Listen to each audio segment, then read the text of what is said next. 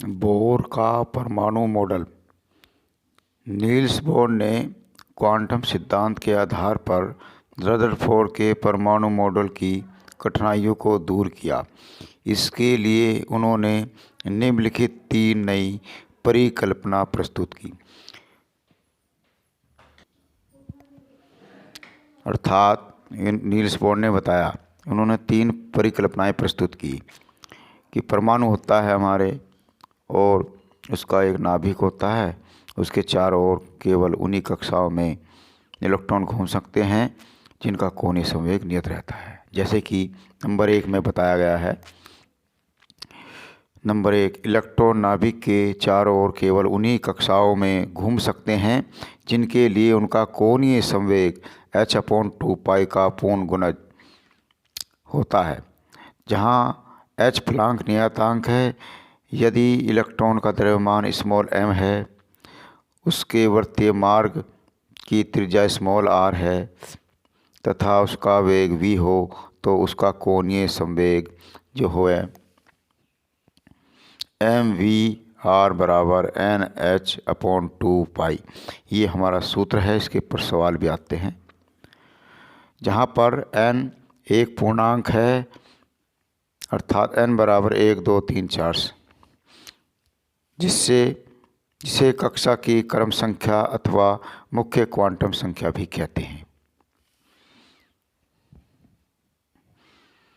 Number 2, स्थायी कक्षा में घूमते समय इलेक्ट्रॉन ऊर्जा का उत्सर्जन नहीं करते, अतः परमाणु का स्थायित्व बना रहता है।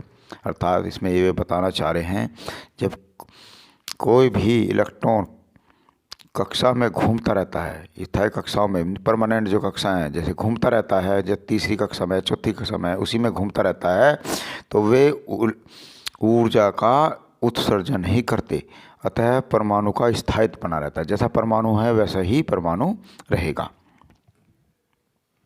नंबर 3 है, जब परमाणु को किसी कारणवश बाहर से ऊर्जा मिल जाती है तो उसका कोई इलेक्ट्रॉन अपनी निश्चित कक्षा को छोड़कर किसी उच्च कक्षा में चला और वहाँ पर वह केवल 10⁻⁻8 सेकंड तक ठहर कर, रुक कर, परंतु अपनी ही निजी कक्षा में वापस लौटता है तथा लौटते समय दोनों कक्षाओं में ऊर्जा के अंतर को वैद्युत चुंबकीय तरंगों के रूप में ऊर्जा का उत्सर्जन करता है। अर्थात वे बताना चाह रहे हैं, जब किसी नाभिक के परमाणु को बाहर से ऊर्जा मिल जाती है तो वह जो उसका इलेक्ट्रॉन है अपनी कक्षा को छोड़ देता है और निम्न कक्षा को छोड़कर उच्च कक्षा में चला जाता है, और वहाँ पर वह 10⁻⁻8 सेकंड रहने के बाद पुनः अपनी निम्नतम कक्षा में आ जाता है। उस समय जब वह आता है तो क्या करता है, अपनी ऊर्जा का उत्सर्जन करता चला जाता है। माना जिस प्रकार से एक ये परमाणु है, ये इसका नाभिक है, धनावेश है, और इसके चारों ओर इलेक्ट्रॉन चक्कर लगा रहे हैं। ये पहली कक्षा होगी, ये दूसरी होगी, ये तीसरी होगी। माना कि यहाँ पर एक इलेक्ट्रॉन था, इसे इस समय इसकी कक्षा n1 मानी, ऊर्जा E1 है, और इसे बाहर से कहीं से ऊर्जा मिल गई तो यह अपनी कक्षा को छोड़कर किसी दूसरी कक्षा n2 में चला गया, और वहाँ पर इसकी ऊर्जा E2 है, और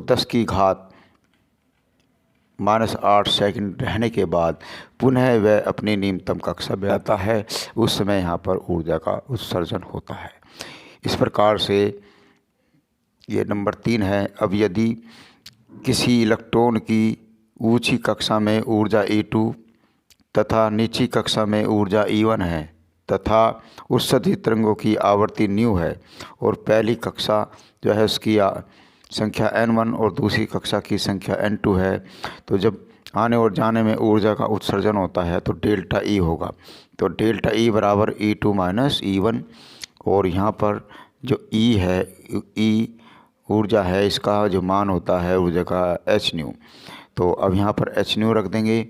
इसके बाद hν बराबर E2 - E1, तो न्यू यहाँ पर जो है न्यू बराबर होगा E2 - E1/h।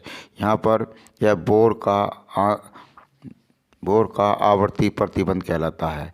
न्यू आवर्ती है और E1 और E2 जो है ऊंची और नीची कक्षा है। एंच है यहाँ पर फलांक नियतांक। यह बोर का परमाणु मॉडल है, इसको अच्छी तरह से याद करना है और समझना है।